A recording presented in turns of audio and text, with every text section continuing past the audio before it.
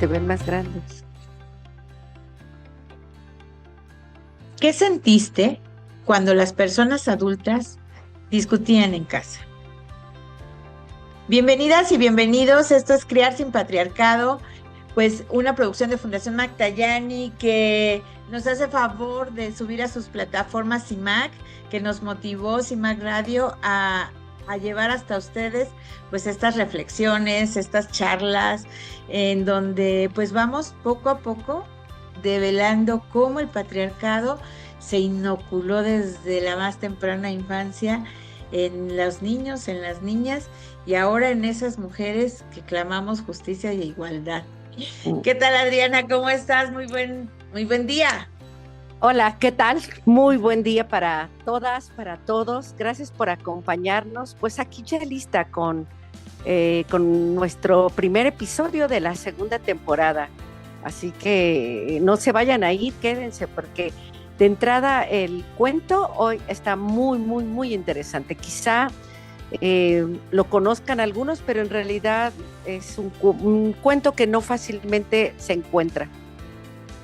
Pero sí está en las plataformas, vaya. Sí, Adriana, fíjate que cuando me lo compartiste, yo encontré otro cuento también llamado Igual Pequeño, pero no este, y después no, ese no es, y seguí viendo lo que tú me compartiste, y la verdad es que vale muchísimo la pena, así que estamos ya atentas a que nos puedas compartir este cuento, porque esta segunda temporada, pues sí, vamos a estar hablando durante estos 6 capítulos sobre lo que es la salud mental, los vínculos, las formas en que el patriarcado atraviesa emocionalmente a las infancias y cómo esto repercute en estas mujeres, en estos hombres que, que queremos ser ciudadanos y ciudadanas en armonía, en igualdad, pero que traemos pues programas muy, muy añejos que a lo mejor bloquearon esa posibilidad de plenitud y de igualdad. Así que vámonos con el cuento. Pues entonces, vámonos. Les voy a muy breve a platicar un poco de la autora. Ella es sueca. Como ustedes ven, de hecho, ahorita lo van a ver, su nombre no es fácil de pronunciar. Stina, su nombre. Y ella aborda temas como la identidad, la vulnerabilidad. Ella habla del miedo, incluso esto de los vínculos afectivos, la tristeza y muy en especial las emociones infantiles. No, sus cuentos tocan experiencias muy humanas y muy complejas a la vez, que muchas veces los adultos no saben nombrar, y uno de los aspectos más importantes de su obra es que ella mira la infancia con seriedad y respeto. Y creo que con esto lo decimos todo. Entonces, vamos a empezar con el cuento de Pequeño. Lo tendrás para pasarlo, pero mientras ella lo pasa, yo se los voy a enseñar físicamente, mientras Gaby lo... Miren, esta es la portada del cuento, ¿no? A Pequeño le gustan los días sin peleas, cuando todos están contentos, pero en casa de Pequeño a veces hay peleas muy grandes, demasiado grandes, enormes. Esta es una historia triste pero esperanzadora sobre ser pequeño para que grandes y pequeños lo lean juntos. Así que muy recomendable. Ahora sí. Así, ya casi estamos listos. Dame un Ok, segundito. Estamos aquí todavía con las cuestiones técnicas. Un segundo. ok. Entonces no se olviden, el nombre de la autora es Stina Wiersen y el título es Pequeño, y la editorial, que es muy importante porque así ustedes lo pueden localizar más fácilmente, es Lo que Leo. Lo que Leo es una editorial chica, ¿no? No es una editorial tan grande, pero si ustedes lo buscan o lo solicitan, pueden obtener este cuento.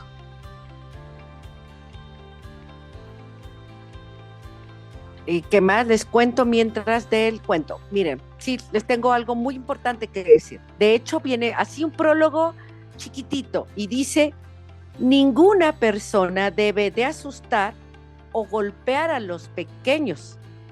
Quienes hemos hecho este libro, esperamos que les ayude a las niñas y niños que sienten miedo. Pues ahí vamos a empezar.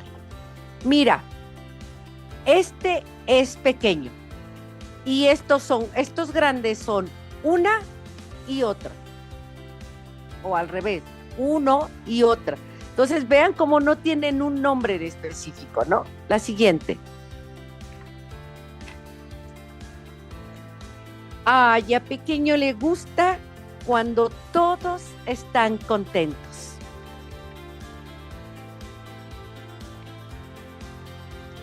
Cuando todo en casa está tranquilo y nadie pelea.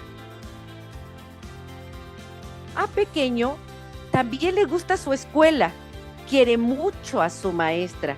Aunque en la escuela hay muchos pequeños, la maestra siempre encuentra tiempo para apapachar a pequeño. Pequeño siente alegría en toda la panza. Hoy es un día feliz en la escuela, pero en casa no lo espera un día feliz. Otra dice que pequeño no hace nada bien. En casa pelean una vez más. En casa de pequeño, las peleas son grandes, demasiado grandes, enormes. Pequeño tiene miedo.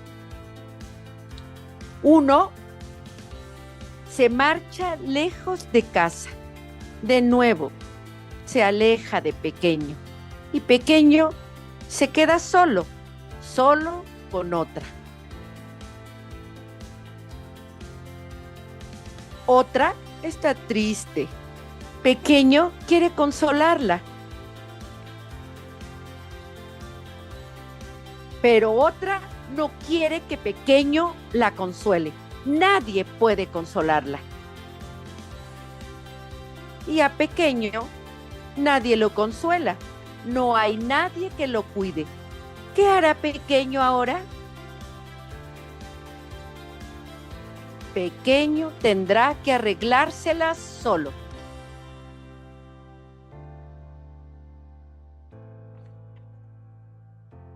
Nadie duerme a pequeño. Pequeño tiene que ir a dormir solo. Al día siguiente en la escuela, pequeño le cuenta todo a su maestra. Pequeño dice que en casa hay muchos días de enojo y pocos días felices. Dice que tiene miedo en casa.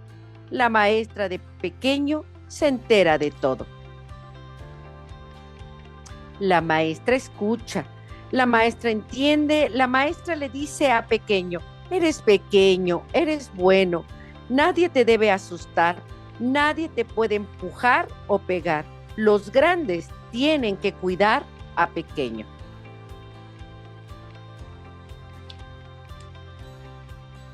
La maestra abraza a pequeño, ahora podrá ayudarlo. La maestra habla y habla por teléfono, bla, bla, bla, bla. Pequeño se duerme sobre las rodillas de la maestra. Pequeño le contó todo a su maestra y la maestra ayudó a pequeño. Los grandes saben que pequeño necesita muchos días alegres y sin peleas.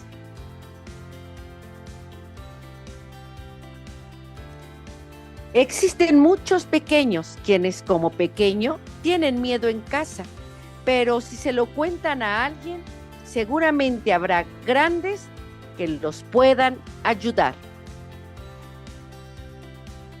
Porque los grandes tienen que cuidar a los pequeños, así debe ser. Fin.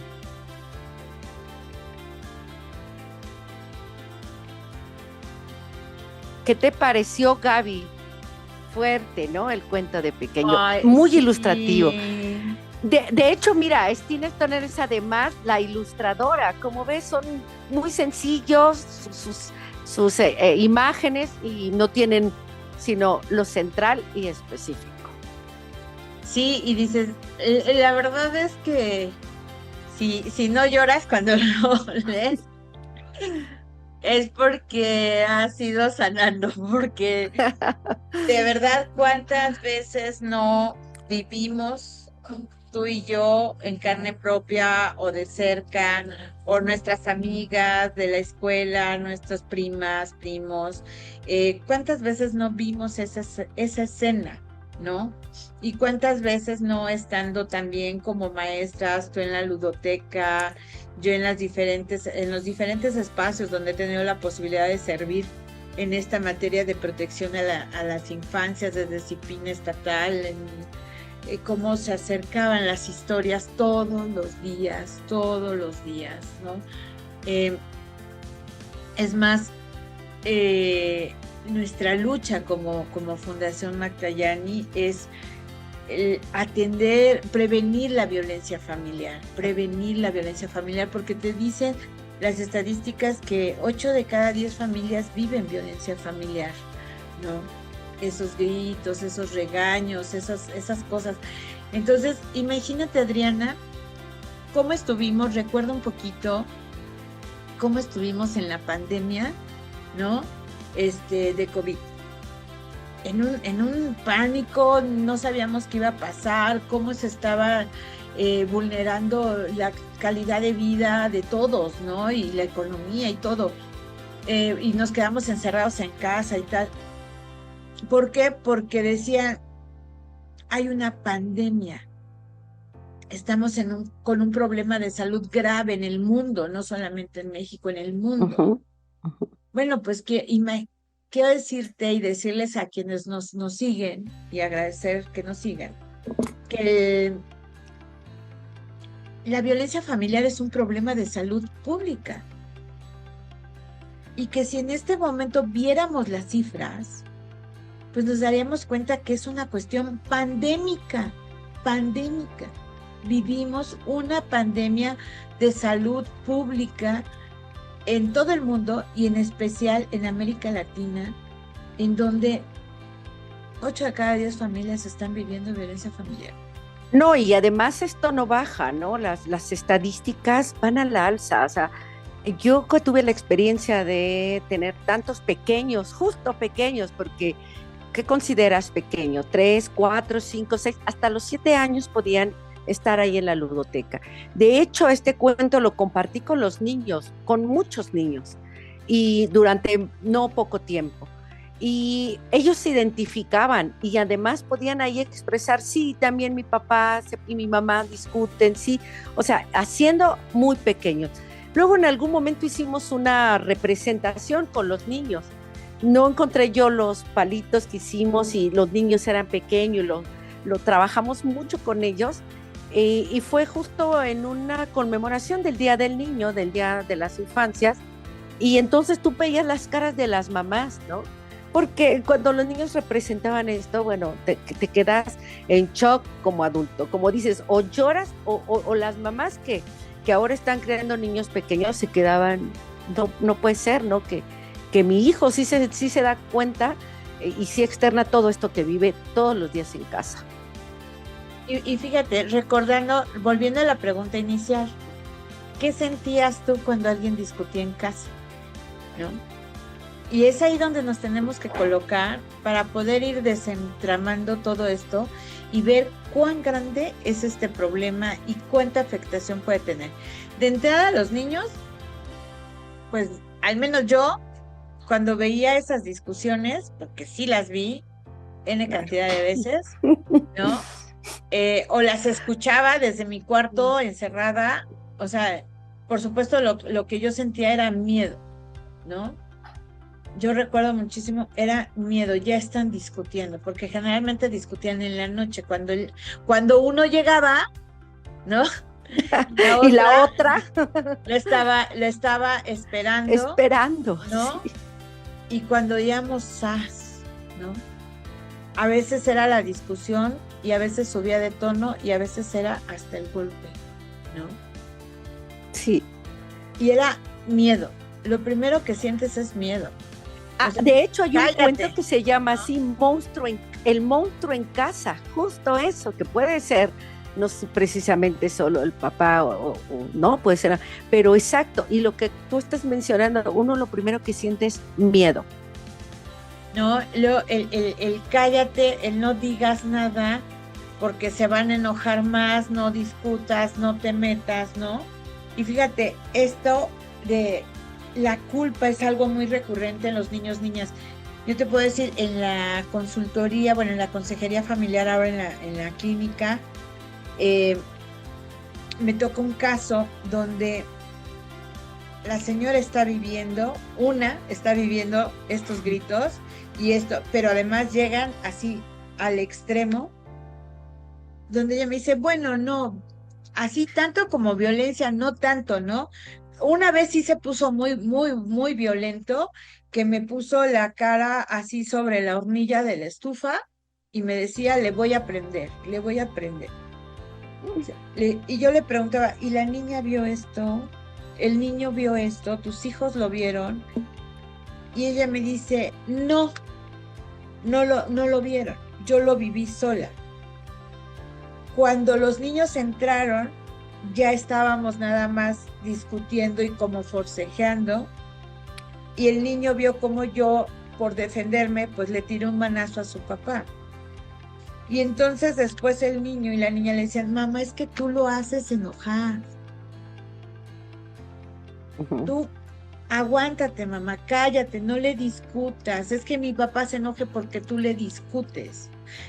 O sea, los niños estaban asumiendo ya un juicio, pero también una culpa compartida, ¿no? Porque también le decían, nos vamos a portar bien. Cuando él llegue, mira, te proponemos, o sea, los niños haciendo la estrategia. Mamá, cuando él llegue ya vamos a estar acostados, ya vamos a haber hecho la tarea, ya vamos a estar con pijama, ya nada más le damos un beso y nos vamos a dormir para que ya no se enoje. O sea, con una culpa de decir, por nosotros se enoja. Cuando Sí, claro. las discusiones son por dinero, no. Dice, pues yo te doy lo de la despensa, pues yo les doy de comer, pues a mí no me alcanza para las colegiaturas. Colegiaturas, comida, despensa, todo tiene que ver con ellos, ¿no? Y los niños sí dicen, pues ya que no me paguen la escuela, ¿no? Sí. Pues que no me compren tantas cosas de comer, pues pues ya que no me compren los tenis, pero no se peleen, ¿no? Es que hay que comprarlos del uniforme de deporte, es que no es que... Pero ya todo esto, o sea, cuando estos gritos y pleitos salen, cuestiones a relucir de dinero, ya es cuando la relación ya viene muy trastocada, donde ya no hay acuerdos, ¿no? Y donde lo primero que va a salir, pues es lo material. Pero Y no ahí, sé si como en el cuento, ¿no? Quizá a lo mejor el que el otro se vaya puede ser hasta un alivio y un bien porque, porque ya dejas por lo menos de ver esos gritos, pero cuando esto se da todos los días, todo el tiempo, por muchos años, no, por lo puesto que terminas afectando a los niños, como en el cuento, y él se queda solo, ¿qué hace? ¿No? Completamente con culpa, vulnerable. imagínate, Adriana, que tú estás en la fila del súper y vienes súper feliz porque ya llevas tu carrito lleno, y de repente escuchas un pleito. ¿Qué sientes? Angustia. Pues, ¿no? Y luego te tensas y luego, uy, ¿qué va a pasar? Inmediatamente tu cuerpo entra en un estado de alerta, Sí. de protección, de sobrevivencia, ¿no? Y más en estas épocas en donde ya no sabes por qué lado va a salir un tiro, un balazo o una redada o algo así, pues ya estamos en una condición de alerta, ¿no? Social. Ahora Exacto. imagínate esa tensión de tu cuerpo, esa adrenalina que expulsó tu cerebro como adulto. Ese cortisol, dirían las psicólogas, ¿no? Ese elevado cortisol en ese momento. ¿Por qué? Porque al emitir todos estos neurotransmisores que hacen que defiendas tu vida, ¿sí? Tú como adulta vas a tardar entre 24 y 48 horas o más para liberarlo, ¿sí? Liberar esos neurotransmisores, adrenalina, de endorfinas, lo que hace que estés en alerta y te protejas, ¿no? Bueno, un niño tarda más tiempo en liberar esos neurotransmisores. Y eso se convierte en cortisol, y dicen cortisol malo, ¿no? Que mantiene un estado de alerta permanente. Entonces, la violencia reiterada, esto es, hoy te grito, mañana también, y pasado igual, y ahora o me pegas, primero me pegas y luego cenamos, o cenamos y luego me pegas, ¿no? ¿Te acuerdas? Porque, y hasta lo decimos así, a modo de broma, ¿no? ¿Por qué? Porque está naturalizada la violencia. Sí. Esta violencia relacional, que quiere decir cómo nos relacionamos de manera violenta, ¿no? Y entonces es tan natural que pues, hola, primero cenamos o luego me pegas, o me pegas o luego cenamos, ¿no? Y los niños pues ya nada más están en el ping-pong de a ver a qué horas de verdad estos se pegan, o uno se va de la casa, u otra se pone a llorar, u otra también se exalta, ¿no? Y también se va de la casa, o situaciones así. Porque es muy naturalizada esta forma de convivencia, de relacionarse. Y te voy a decir otra cosa. Esta forma de relación no distingue estatus ni condición social. No.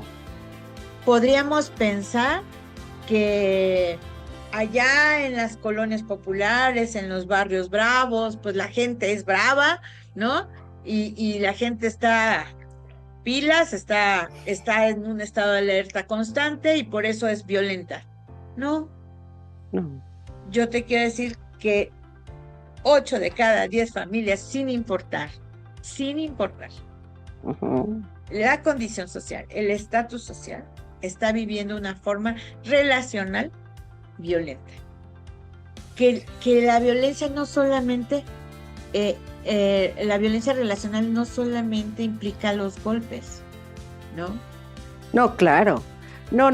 Y además que vas aprendiendo como niño, tan pequeño, como el ejemplo que decías, aprendes a no llorar, a hacerte el fuerte, a pues aguantarte, y entonces a sentir esa ansiedad, pero tienes que ver cómo la sofocas, porque ahí están peleando los adultos un día tras otro día. Entonces no es los adultos, es lo que estos niños están viviendo y sintiendo, y cómo lo están percibiendo, y cómo les está afectando a ellos y a ellas en sus propias emociones, en su propia vida, a estos pequeños.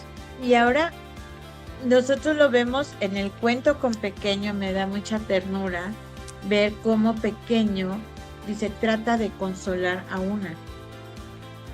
Y eso que antes una le dijo que nada de lo que hacía lo hacía bien. O sea, ya hubo una descalificación y hasta humillación contra Pequeño. Porque imagínate cómo se lo pudo haber dicho. Menso, no te fijas, flojo, no me ayudas. ¿Cómo escucho a mamás de cualquier edad que tienen hijos menores de edad, que lo primero que le dicen al hijo es, no me ayudas, ayúdame? ¿Por qué le das una carga al niño de hacer algo que a ti te corresponde y que quieres que él cargue con una responsabilidad que no le corresponde? Como es el ayudarte. Los niños no ayudan.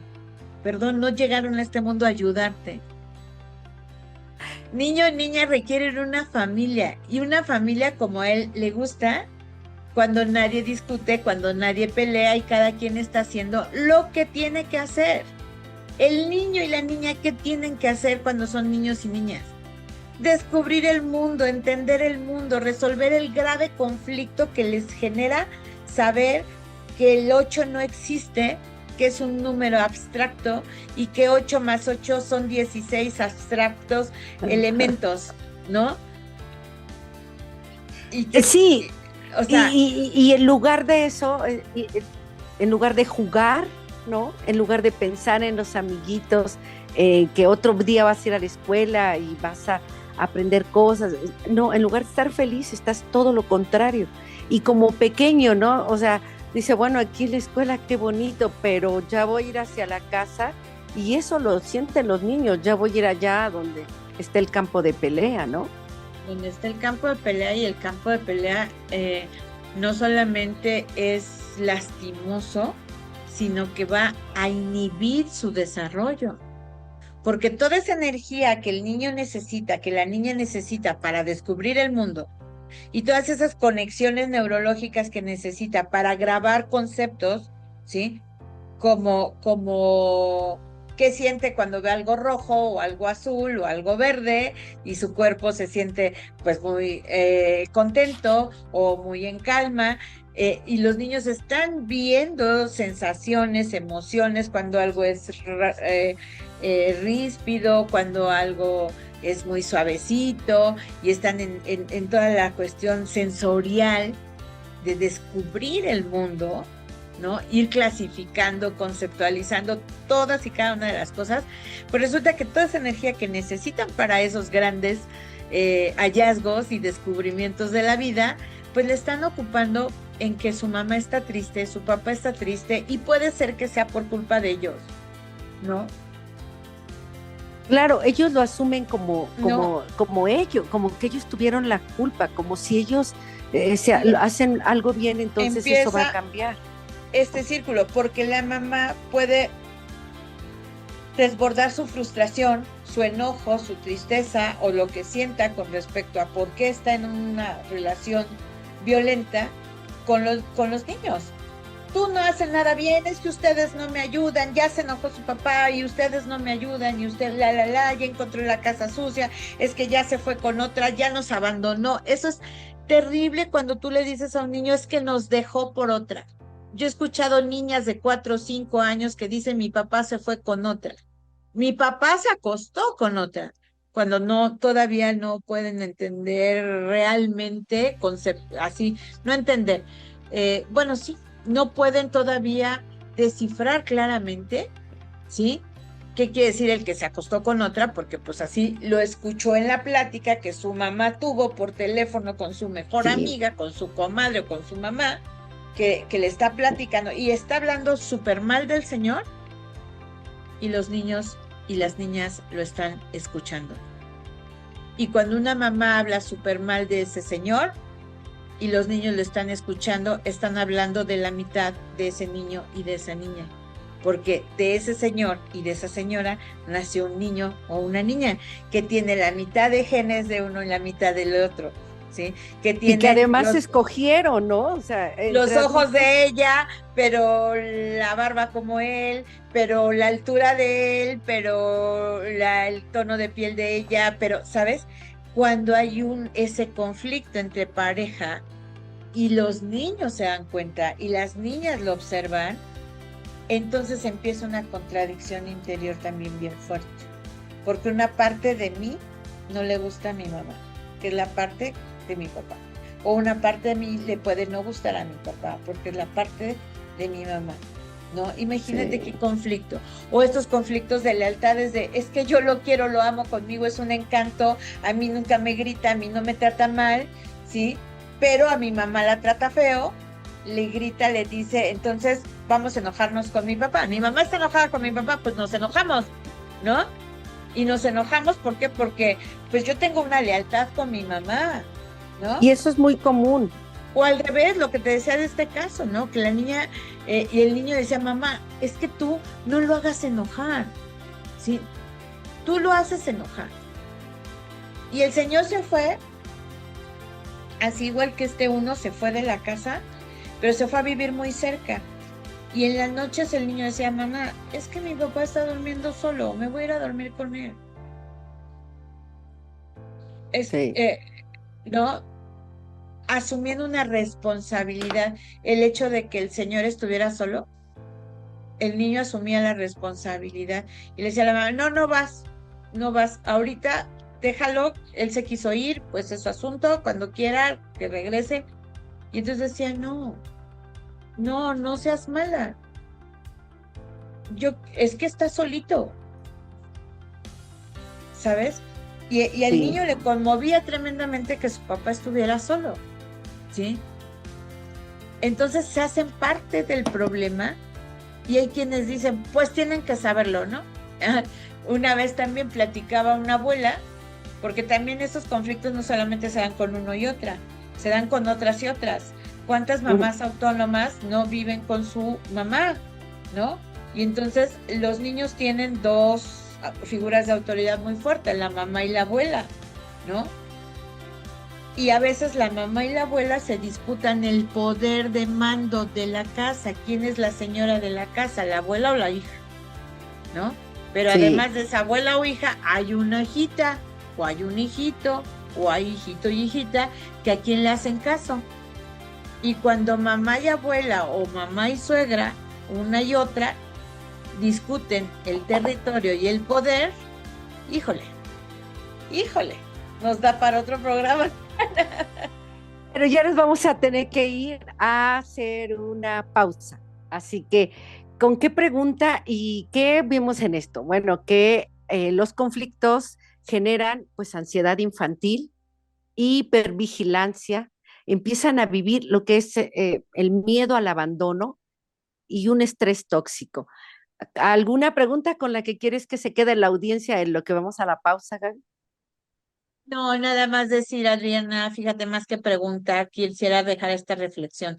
¿Cuántas veces tú has creído y sigues pensando que los problemas de los adultos no afectan a los niños?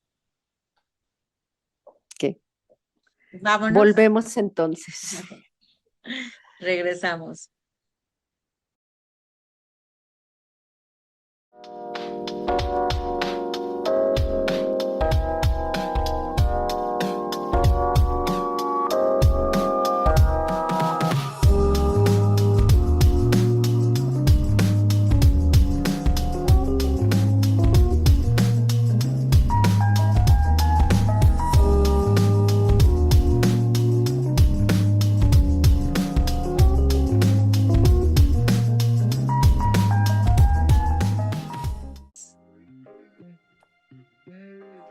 Pues ya estamos de regreso. Ya acá vamos a ir cerrando, ya dimos varios ejemplos, pero ¿recuerdan la pregunta que se lanzó al aire? ¿Les afecta o no a los niños la violencia que se vive en casa? A veces creemos, no, no pasa nada, no se dan cuenta, pero sí, claro que pasa y claro que se dan cuenta desde muy pequeños. Pero ¿cómo lo manifiestan ellos? Esta es aquí nuestra pregunta.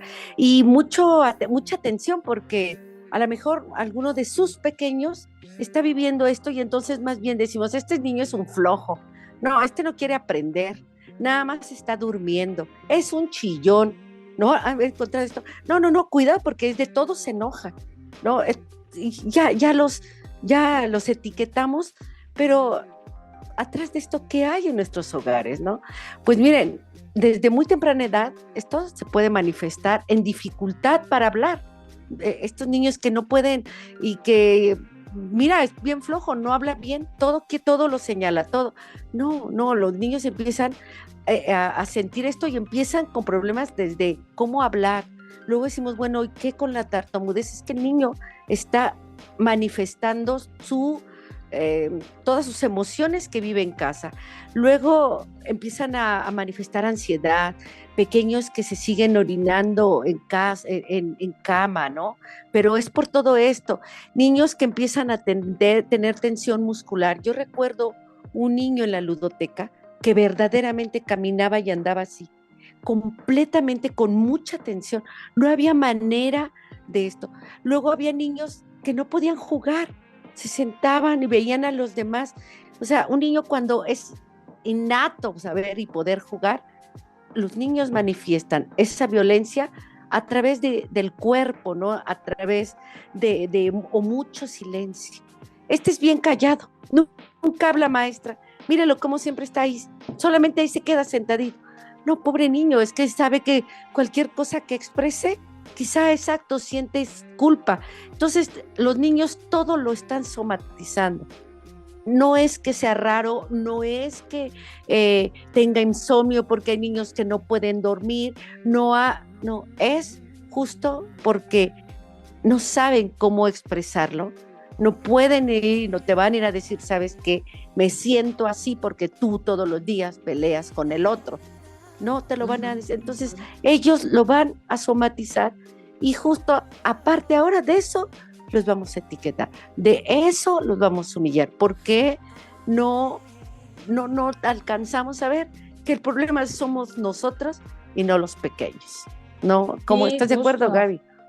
Justo, a mí me sobrecoge cuando vemos esos dibujos, además el dibujo así un tanto grotesco en el sentido, así como que se ve que está gritando otra, ¿no? Que son los rayones, ¿no?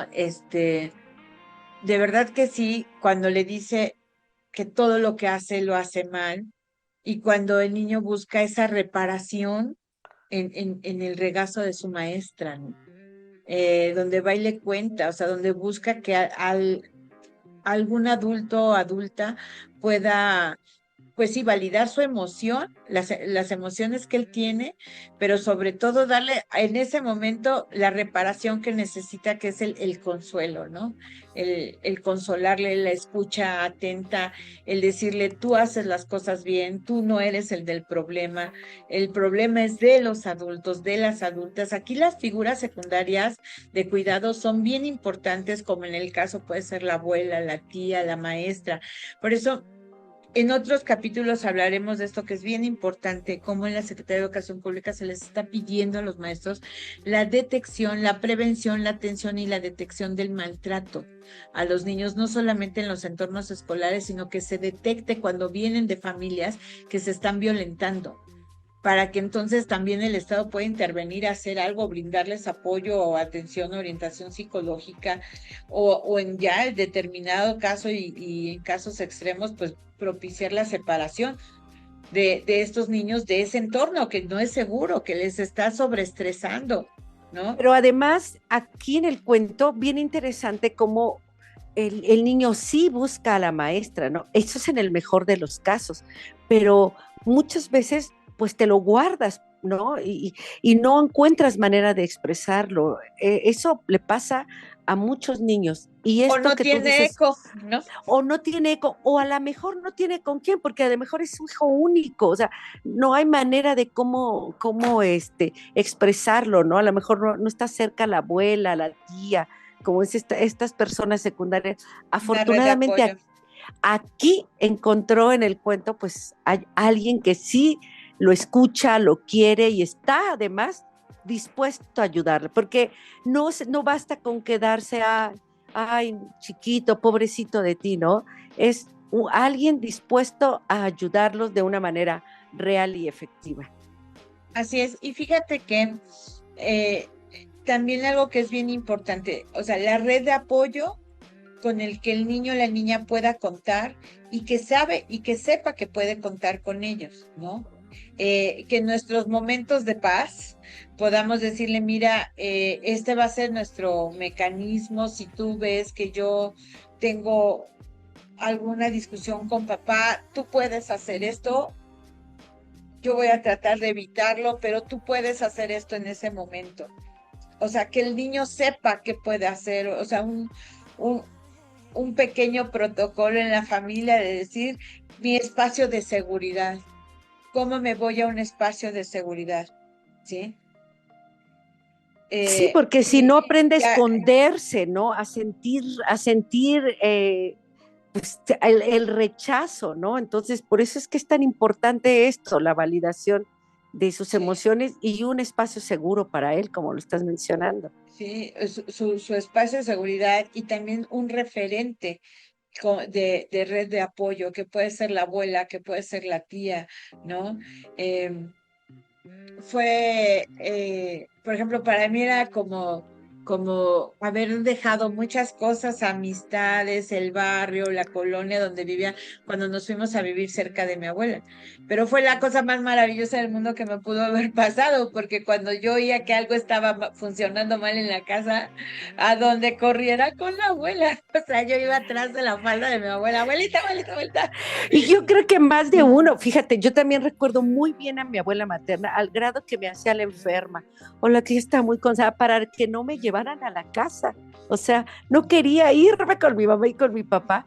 Como dices, prefería estar con la abuela, ¿no? Porque a lo mejor ella sí te decía, a ver, cuéntame qué pasó, o por lo menos te acogía y te hacía sentir que ella estaba ahí contigo, porque en casa, como pequeño, no sentía, se sentía solo. Y en cambio, cuando estás con alguien que te apapacha, que te ayuda así, bueno, entonces te puede decir, entiendo que estás triste. Tan frases tan cortas que pero para uno te hacen la vida y te pueden cambiar completamente.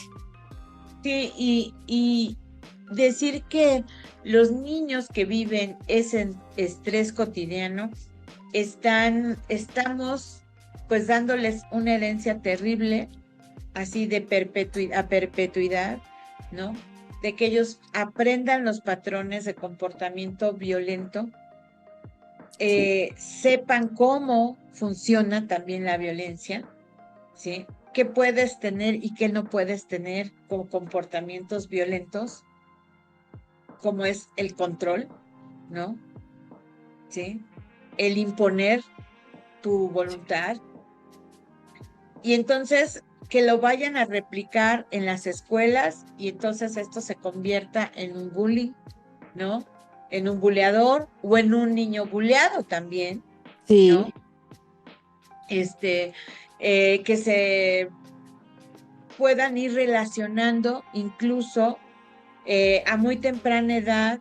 Hay niñas que desde el quinto de primaria o antes ya quieren tener novio, ya están pensando en tener novio, en que si le gustó el niño, no le gustó el niño, pero cómo se ve, pero cómo le hace, ¿no? Y ya vemos esta violencia en el noviazgo en la secundaria, desde tienen 11 años, digo, entras a secundaria de 11 años, pensemos así, niño, 11 años, niña, 11 años, son niños. O sea, Sí. aunque sean prepubertos, aunque sean pubertos, ¿no? Van a entrar a la adolescencia, pero al final del día son niños, son niñas, que Y es están que vas pensando buscando quien ya te rescate. en vincularse, en relacionarse, y al final del día Sí. a replicar estas formas de relación. O sea, hoy en día se habla de las niñas, de las princesas que son, ¿cómo les llaman? O sea, que son como dictadoras, como muy castigadoras, niñas que traen a los novios así, a raya, porque son muy violentas, muy impositivas. Entonces, ¿cómo una feminista puede estar hablando de esto? Sí, estoy hablando de que son niñas que aprendieron comportamientos patriarcales machistas, Claro. tanto en hombres como en mujeres, en su familia, y que los van a reproducir en su entorno escolar, en su entorno social, ¿sí? Y vemos niñas que aprenden que el intercambio es violento. Y que además no se quieren parecer a la mamá y que no quieres que te pase lo que le pasó a tu mamá, ¿no? Y por eso adoptas ese rol de fuerte, ¿no? De violenta, porque dices, no, mira lo que pasa, claro, por supuesto que no me quiero parecer a ella, no quiero que me pase. Es, es así, entonces la violencia, tengamos claro, la violencia familiar es un problema de salud pública, pero la violencia familiar es un problema que emana del seno familiar, de la célula básica de la sociedad, y es la violencia relacional, es de qué manera me relaciono con la otra, con el otro. Por eso me encantó que el cuento dijera la una y el otro, Otro. ¿no? Porque es cómo te relacionas con el otro y cómo reconoces las otredades, que tenemos diferentes formas de pensar, de hacer, de construir nuestro propio forma de relacionarnos con el mundo, y que podemos no estar de acuerdo, pero que cuando queremos imponer nuestra forma de relacionarnos con el mundo, eso ya es violencia. Es el primer ejercicio de poder, ¿sí? Sí. El poder el abuso de poder es violencia. Y en la violencia familiar generalmente se le ha dado al hombre esa posibilidad de abusar de ese poder. En primera se le da el poder, en segunda se le da la posibilidad de abusar del poder y en tercera se le da a la mujer la condición de asumir como natural que el hombre sea así. No, no, claro, ¿no? Es aquí O donde sea, tocamos el tema de masculinidad emocional, ¿no? Su enojo de él sí está legitimizado, ¿no? Hasta los niños dicen, no, no vayamos a hacer enojar a mi papá, ¿no? Y que además se normaliza que haya una desconexión emocional por parte del padre, ¿no? No, no es que también pueda llegar a él, oye papá, no, no, no, él es una figura que ves de tú de abajo para arriba y, y que es porque manda, aceptada. Claro, porque él manda, claro, como claro, es el proveedor, claro, ¿no? El que claro. paga manda, ¿no? Y entonces es como que le está pagando a la mamá el que ella tenga el rol de cuidados, el que además los hijos le deben obediencia, no porque sea el padre que guía, que educa, ¿no? Al quien hay que seguirlo, a quien hay que imitar, ¿no? Sino porque es el que paga, el que tiene el poder. Y ¿Cuántas todavía niñas que sí, eso, no, no, no, perdón, perdón, adelante, perdón. adelante, Adriana, dilo, dilo. No, no, no, es justo esto, es que me quedé en esto, ¿no? Pero además es el que paga y el que da a cambio, según de nada, porque pues ahí hasta la mamá sale, pues yo te mantengo, yo te doy, yo aquí todo lo pago. Y el trabajo que hace una mujer, entonces eso, ella tiene una sobrecarga y eso no se alcanza a ver, ¿no? Mujeres sosteniendo ahí emocionalmente el hogar, ¿no? Y claro que aparte de todo lo que tienen que hacer, hay un agotamiento y después, pues, ¿cómo te da tiempo de escuchar al pequeño? ¿No? Sí, claro. Es un círculo que hay. Veamos que este núcleo familiar no solamente es el espacio de coexistencia, ¿no? Uh-huh. Y de intercambio de sentimientos, ay, lo amo, me ama, nos casamos, nos juntamos, nos arrejuntamos, ¿no? Y procreamos hijos porque nos amamos, sí, es el espacio de vínculo amoroso, ¿no? Del sentimiento. Pero también es un sistema político, porque hay un intercambio económico, hay figuras de poder, hay reglas que se establecen o no se establecen de manera explícita, pero la regla es papá provee, mamá ayuda, aunque trabaje, no vas a decir que es la proveedora. No. Y a veces gana más, pero no van a decir que es la proveedora. Le ayuda a su marido, trabaja para ayudarle al marido. Todavía escuchamos eso, ay, Gabriel, estás en el año del caldo. No, no es cierto. No. Todavía hay mujeres que dicen, es que yo trabajo para ayudarle, ¿no? Y termina siendo la que lo mantiene, pero bueno, le ayuda, ¿no?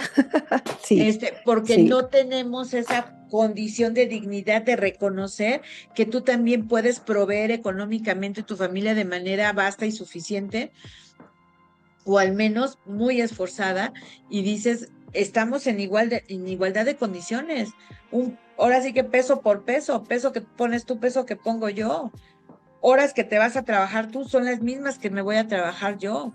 Y entonces cuando regresamos a casa, pues todo el trabajo doméstico y toda la gran labor de crianza, pues tendría que ser exactamente igual. Y es que ahí empiezan no también las cuestiones relacionales. ¿Cómo podemos pretender que el hombre varón, que le llamaron varón, como si fuera de alguna alcurnia, ¿no? De la realeza, ¿no? ¿Cómo vamos a pretender que el varón levante sus calcetines, enjuague el baño, no lo deje lleno de pelos porque se rasura, que le jale a la taza bien, que no moje el arillo de la taza? Que le toca hacer la cena, que le toca hacer la cena. O que tenga que hacer la cena, si su mamita todo se lo hizo todo el tiempo, ¿sí? Y no está habituado, no tiene hábitos de convivencia igualitaria. Entonces, ¿qué le está enseñando al niño? pues que él puede hacer exactamente lo mismo, que le está enseñando a la niña que puede hacer exactamente lo mismo que hizo la abuela, que está haciendo su madre, ¿no? Y ahí están los patrones repetidos. Cuando vienen los desacuerdos, bueno, oye, estoy cansada, estoy sobrecargada, yo estoy cargando con la salud emocional de la familia, con la salud física de la familia, con la nutrición, con la administración, o sea, yo tengo que ver que se nutran, que no se enfermen, ¿no? Que vayan al médico, que alcance el dinero, que se paguen las cosas a tiempo, los servicios. O sea, estoy sobrecargada, estoy rebasada, ¿no? Y así vivimos las mujeres, y no Entonces, por poco tiempo. estás histérica, eres una exagerada, como eres dramática, mejor ya me voy con mi mamita, donde no me reclaman nada, y a lo mejor encuentro una mamacita por allá, no a mi mamita, ¿no? Que también está dispuesta, ¿no? A compartirse sin pedir nada a cambio, o lo que pida puede ser fácilmente compartido, y me meto en otros temas. Pero aquí es todo esto, los niños no se dan cuenta. Por supuesto que Se sí, dan ¿no? cuenta, afectamos la salud mental, emocional, su sano desarrollo, afectamos sus derechos, tienen derecho a un entorno seguro, a una vida libre de violencia, a participar de toda la toma de decisiones. O sea, fíjate cuántos derechos de los niños están ahí afectados. Tienen derecho a la salud, y desde el momento que estamos afectando su salud emocional, ¿cómo estamos garantizando la salud de esos niños, de esa niña, de ese niño?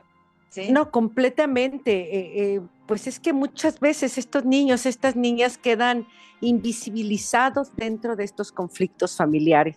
Se nos está acabando el tiempo, así que la pregunta sería, ¿cómo protegemos emocionalmente a los niños y a los niños cuando existen conflictos en los adultos?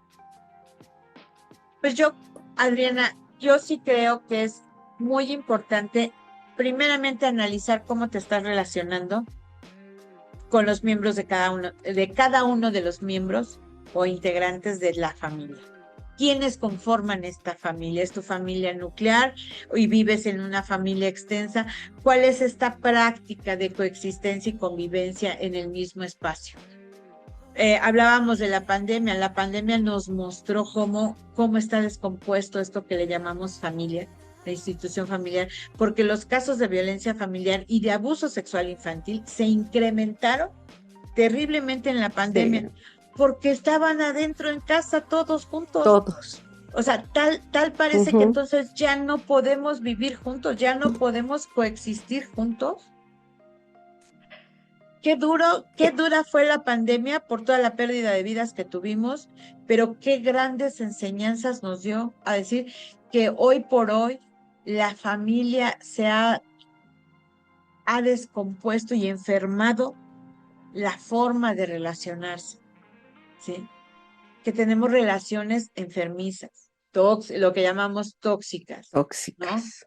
¿Sí? ¿Por qué? Porque estamos intoxicando en nuestro cerebro, estamos intoxicando al núcleo familiar de prácticas de gritos, humillación, castigos emocionales o corporales, porque el castigo, desde dejarte de hablar, ya te castiga con el látigo del desprecio, ¿no? Hasta el castigo corporal, que son los golpes, el chanclazo, el cinturonazo, el vete sin cenar, ¿no? Son malos tratos. Entonces, yo sí sería a lo mejor muy dura, pero decir la pregunta: ¿somos una familia bien tratante o maltratante? Y ahí está la pregunta para las familias, pero antes de irnos, ¿qué herramientas les podemos dar? ¿Qué herramientas les podríamos dejar? Pues yo creo que primero, pues tú ya los hablaste mucho, ¿no? Sobre esto. Hay que primero darnos cuenta, hacer una reparación emocional, pedir disculpas, tengan la edad que tengan los pequeños, ¿no? Y no involucrarnos. Es tan difícil esto. No sé si quién lo hace más, la una o el otro, de involucrar a los niños en el conflicto. Y los ponemos ahí en medio de la batalla, como estos aquí, los involucramos. Y no, ellos son niños, ¿no? ¿Qué otra herramienta consideras importante para que dejemos manera de cómo poder El diálogo, ayudarlos. Adriana, el diálogo tiene que ser tu herramienta fundamental, el diálogo, y nunca des otro paso hasta que no hayas agotado todas las posibilidades de diálogo sin imposición. Porque quiero hablar, escúchame, es que tengo que hablar, pues no, ahí no hay diálogo, hay imposición. Pero sí el decir, ¿estás dispuesto a hablar? Necesitamos hablar y tomar acuerdos. El diálogo es para tomar acuerdos. El diálogo implica disensos y consensos. O sea, es decir todo aquello que no estoy de acuerdo y todo aquello en lo que sí estoy de acuerdo, ¿no? Y de ahí, ¿en qué estamos de acuerdo ambos? Para poder tomar las mejores decisiones que no involucren de manera negativa a los niños, ¿no? A los niños, niñas, a los menores de edad y sobre todo también cuando hay adolescentes. Recordemos que es una etapa de formación importantísima y la violencia familiar, si en la primera infancia te deja huellas indelebles, en la adolescencia te deja pautas de comportamiento de verdad que pueden ser muy, muy, muy lastimosas, que llevan a jóvenes adolescentes a perder sentido de vida, a depresiones muy profundas, a suicidio incluso, porque no pueden sostener una familia violenta, una familia que no se ama. Entonces, sobre todo preponderar el por qué vivimos juntos, por qué somos familia, qué nos hace familia, ¿no? Hablar de las emociones sin miedo. Entonces, dialogar sin miedo, Ok, sin juicios, ¿no? Yo siempre digo, hablar en primera persona es hablar por mí y no puedo hablar por los otros, ¿no? Es que yo creo que tú eres así porque esto, porque y tú siempre eres y eres, ya te estoy juzgando y estoy poniéndote una etiqueta y además estoy poniendo palabras en tu boca. No, hablar por uno. Yo ok. siento, yo creo, yo pienso, ¿sí? A Yo mí me creo, gustaría que esto fuera así. Y adelante, Adriana, yo creo dime. que otra importante, otra herramienta, porque estamos ya al límite de nuestro tiempo, sería pues, aparte de no involucrar a los niños y a las niñas, evitar, tú ya hablaste también mucho sobre evitar la violencia verbal, acompañarlos emocionalmente, o sea, hija, ¿tú cómo te sientes? Claro, es un niño, no le vamos a dar una explicación, no, es que mira, tu papá ha hecho esto y lo otro y lo otro. Es un acompañamiento diferente. ¿Cómo te sientes? Sé que no estamos pasándola mal, pero ¿cómo te sientes? Y pues nombrar lo que ocurre, justo eso, sin sobrecargar, sin hacerle ni dar las explicaciones que, como tú decías, ni siquiera tienen la capacidad todavía de procesarlas. No, y yo creo Y que ahí, sí te pueden entender con que le digas, esto me pone triste, claro, ¿sí? O y sea, ya, y ya, ay, me pone triste porque creo que me es infiel y que anda con otra y que no me toca, no, o sea, eso a los niños no les tienes por qué estar hablando de tu intimidad, ¿no? Ni de tu relación íntima con su padre, ¿no? Ni el padre con los hijos, porque a veces el padre también hace descalificaciones a la mamá en ese sentido, o sea, cómo la violencia a veces lleva una connotación sexualizante o sexualizada, ¿no? sí. Porque hay problemas de vínculo, de cómo te estás vinculando sexualmente con tu pareja, y eso lo traspolas a la violencia. Entonces, aguas con todas las esferas que en las que te desarrollas y tocas, porque si es la económica, si es la sexual, si es a veces hasta la espiritual, por creencias, hay pleito por creencias en la familia. Sí, No le enseñes al niño dogmas, ¿no? Y tú le dices al niño, persínate, pide la bendición, y hasta por eso a veces hay desacuerdos, ¿no? Este, completamente. entonces, aquí es que la autoridad no se base en violencia, que no se ejerza, porque entonces es abuso de poder. Puedes tener toda la autoridad, no te va a restar autoridad ponerte al nivel del niño y decirle, me siento triste, ¿tú cómo te sientes? Se fue Ujú. papá de la casa, estoy triste por ello, ¿y tú cómo te sientes? No se trata de no hablar de eso con los niños, ¿sí? Y decirle, papá tiene derecho a tomarse un tiempo, papá tiene derecho a tomar decisiones y a pensar qué va a hacer, ¿sí? Y Yo creo entonces, que hoy ha sido mucha información y esperamos realmente que, no, de verdad, o sea, yo espero que para nuestra audiencia también haya sido muy enriquecedor, que estos ejemplos les puedan servir, que estas herramientas que les compartimos les puedan servir. Y bueno, ¿qué podríamos decir? Criar sin patriarcado también significa construir hogares donde niñas y niñas no tengan que vivir con miedo, no tengan que vivir con un temor, porque lo que ellos necesitan son vínculos seguros. ¿Estás de acuerdo? ¿Algo así más es, que quieras Adriana, decir? pues no, los niños y las niñas no necesitan familias perfectas, necesitan familias amorosas, respetuosas, empáticas, y esto que tú acabas de decir, que les ofrezca un entorno seguro, un espacio seguro, ¿no? De sano Sí. desarrollo. Pues de esto estaremos hablando esta segunda temporada, Adriana. Síganos por Spotify, YouTube, aquí en Facebook, en la página de CIMAC, en la página de Reflejando Realidades, en Perspectivas MX, y a los colectivos y colectivas de mujeres que nos están replicando. Les agradecemos mucho que nos sigan. Y bueno, pues estaremos tomando muy en cuenta todas sus aportaciones, a las expertas, psicólogas, psicólogos que nos han dado sus opiniones. De verdad, muchas gracias, las tendremos muy en cuenta. Y bueno, pues decir que esto lo construimos juntas y juntos, porque queremos familias, niños y niñas en igualdad para un futuro mejor.